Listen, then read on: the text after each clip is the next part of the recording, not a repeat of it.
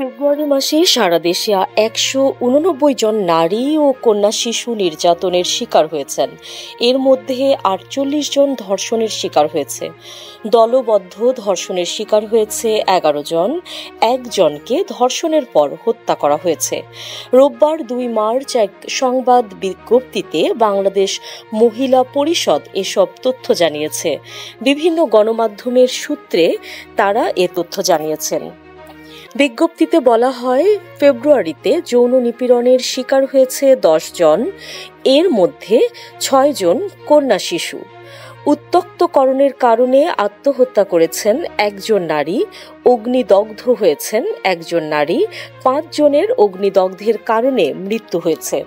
যৌতুকের কারণে নির্যাতনের শিকার হয়েছে ৩ জন। যৌতুকের কারণে হত্যা করা হয়েছে ৩ জনকে। শারীরিক নির্যাতনের শিকার হয়েছে মোট ১৫ জন।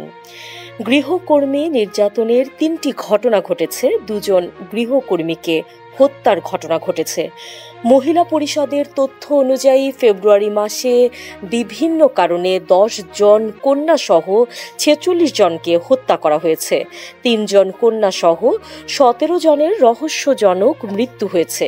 ৫ জন কন্যা সহ ১৫ জন আত্মহত্যা করেছে। এর মধ্যে ২ জন আত্মহত্যার প্ররোচনার শিকার হয়েছে।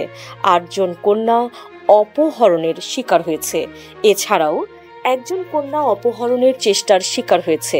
একজন নারী সাইবার অপরাধের শিকার হয়েছে।